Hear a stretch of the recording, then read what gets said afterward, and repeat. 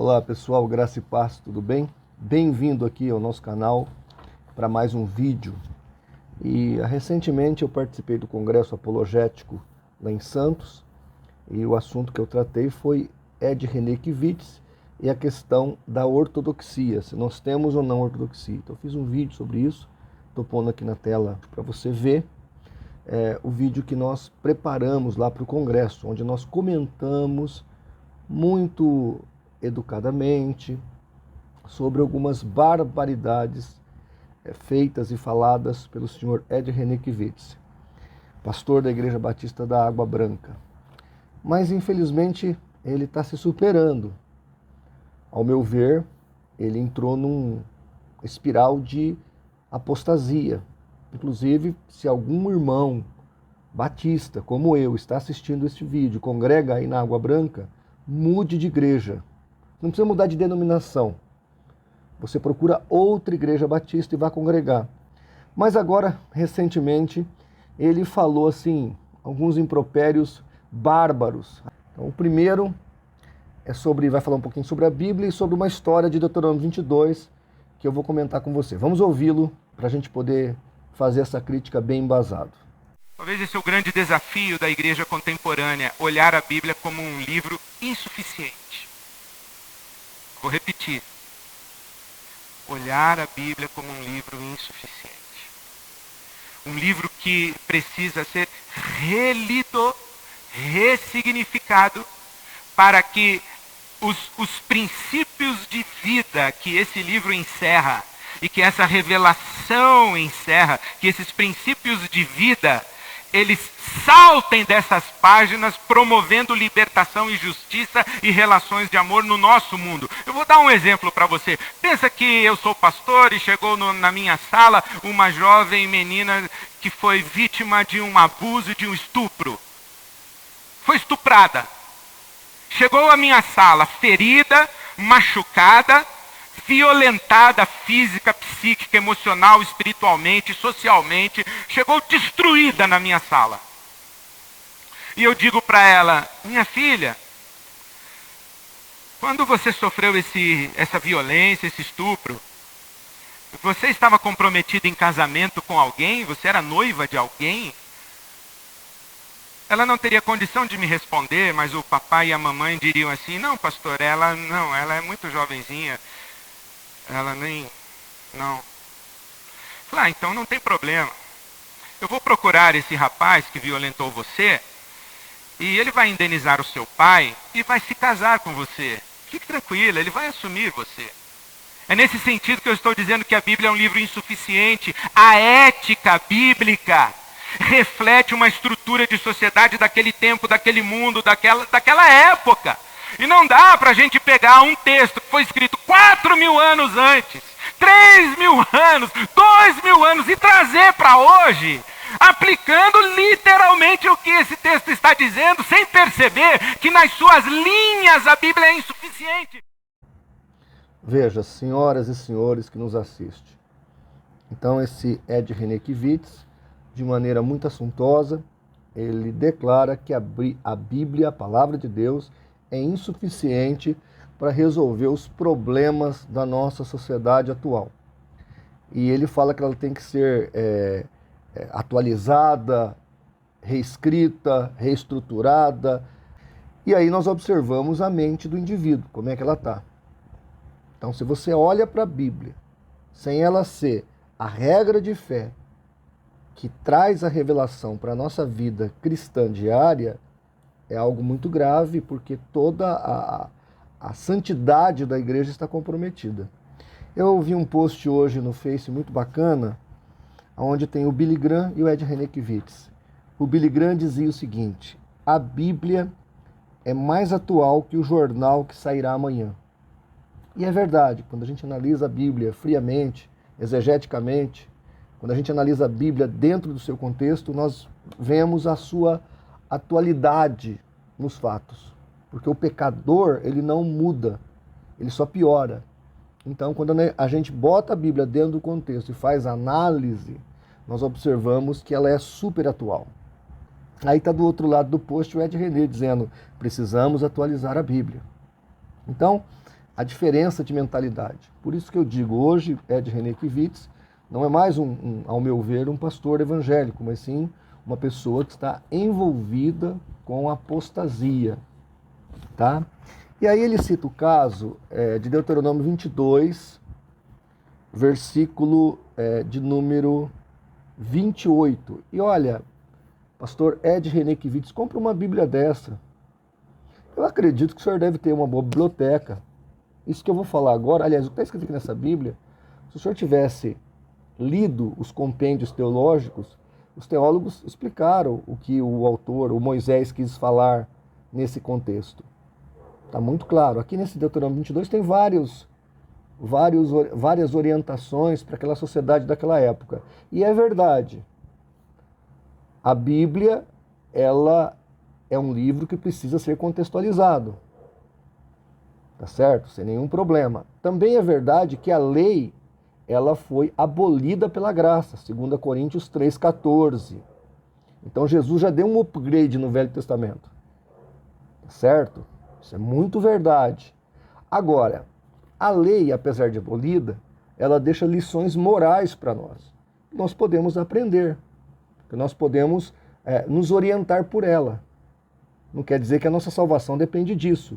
Nem que para nós, em alguns casos, seja uma obrigatoriedade imposta por Deus. Não é para nós. Então, o que diz aqui o versículo 28 de Deuteronômio 22? Olha o texto dessa Bíblia que eu achei muito interessante.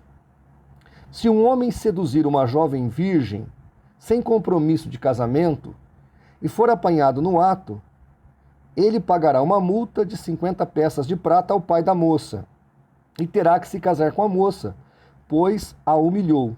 Nunca poderá obter o divórcio. Então aqui é uma realidade do mundo em que Moisés vivia, porque eu acredito muito em dispensacionalismo, né? Cada momento nós temos que contextualizar. E o que está falando aqui é uma coisa muito importante, mesmo porque essa moça, a partir do momento que ela teve relação com outro homem, ela não se casaria com uma outra pessoa. E veja que o texto fala de sedução, então não foi um abuso, um estupro, como ele colocou. O texto bíblico fala de um ato sedutor. Então, aquele rapaz seduziu a moça, iludiu a moça com promessas, se relacionou sexualmente com ela e depois não quis o compromisso. E aí a lei determina que ele seja obrigado a assumir o compromisso e cuidar dela, porque naquele tempo ela estaria com a vida perdida se assim não for. Então, o texto regulamenta uma realidade, mas para hoje nós temos isso, de certa maneira, ainda valendo na nossa sociedade. Se um casal ele está vivendo maritalmente antes do casamento, o Código Civil brasileiro já determina que eles estão casados. Porque se tem uma vida relacional, se eles têm uma vida sexual ativa, o casal, segundo o nosso Código Civil, eles já estão casados.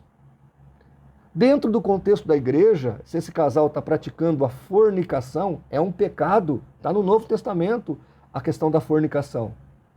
E eles vão ser orientados a casar. E obviamente que eles têm que se render à palavra de Deus e obedecer à palavra de Deus. Então, veja, apesar disso aqui ser uma questão realmente para resolver um problema lá de Moisés, 1500 anos antes de Cristo, ainda tem aplicatividade para nós.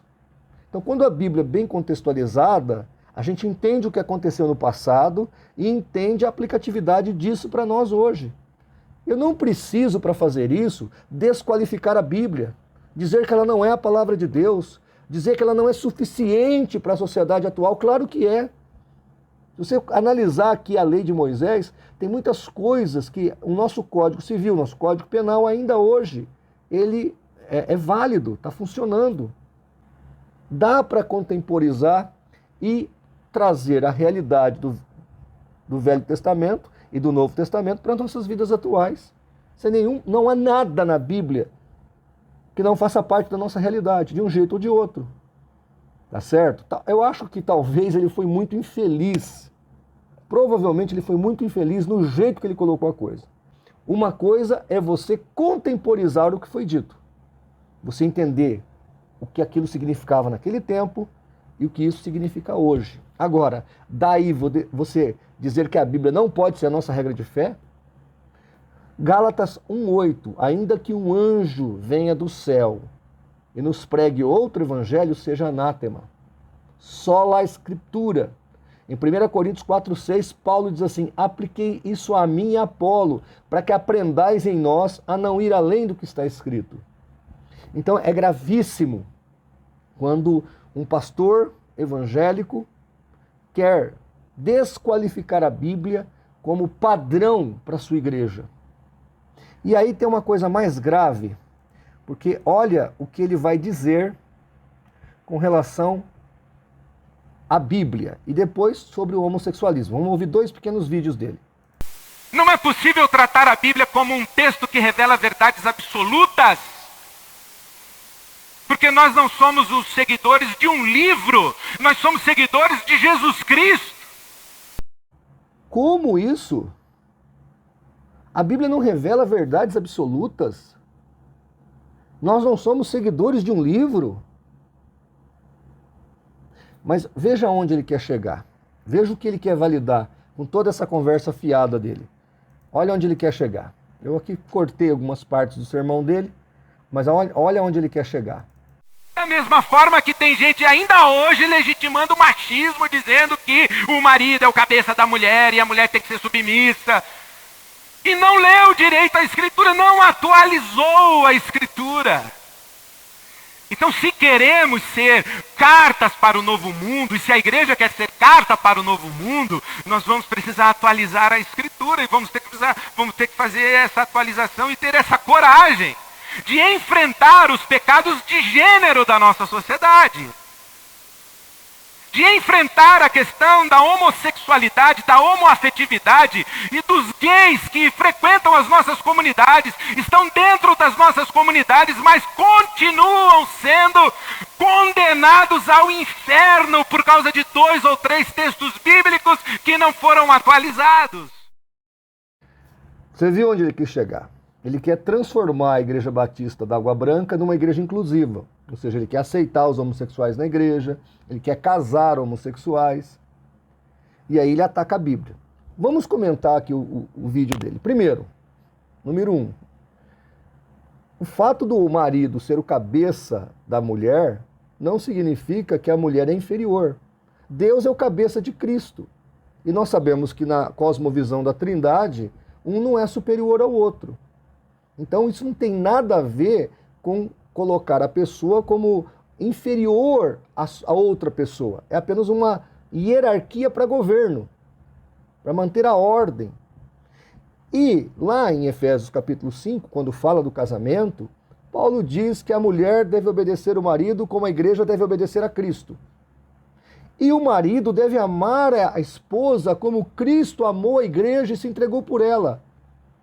Então a vida das mulheres, na verdade, dentro da fé cristã, é mais fácil que a dos homens, porque a mulher deve obedecer o marido como a igreja obedece a Cristo. Ou seja, todo tempo a igreja está pecando contra Cristo e Cristo está perdoando. Mas o marido deve amar a sua esposa como Cristo amou a igreja, ou seja, tem que perdoar, tem que dar vida, tem que ajudar. O marido que realmente amar a sua esposa como Cristo amou a igreja, será o melhor marido do mundo. Então onde é que está o machismo nisso? Aí depois ele vai dizer que tem 2 ou 3 versículos que falam de gênero na Bíblia. Não, senhor, tem capítulos inteiros, Romanos 1 e 2, Coríntios, lá no Velho Testamento também, mas vamos falar só do Novo. O ato da pederastia é condenado, e quando Paulo faz isso, era status quo a relação sexual no mundo grego e no mundo romano entre homens. Hoje, quando o marido fala que vai sair com os colegas, a esposa pensa que ele vai jogar bilhar, vai jogar bola. No mundo antigo, não, ela sabia que eles iam fazer sexo, porque os homens faziam sexo entre si.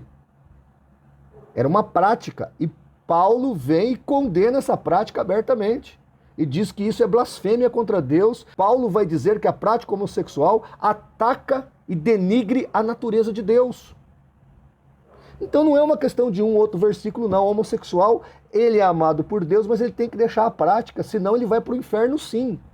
Mas o que quer fazer o Ed Renekiewicz? Ele quer transformar a igreja inclusiva e quer dizer para os homossexuais que eles podem ser homossexuais e ir também para o céu. O que é uma mentira. Ou o que nós estamos vendo aí? O que nós estamos vendo aí é a relativização da Bíblia. Se a Bíblia for relativizada, o pecado não tem mais objetividade, você não sabe mais o que é pecado. Então a Igreja Batista da Água Branca está se tornando uma seita. E o nosso amigo Ed Renekiewicz, um falso profeta. Infelizmente, gente, isso aí é absurdo.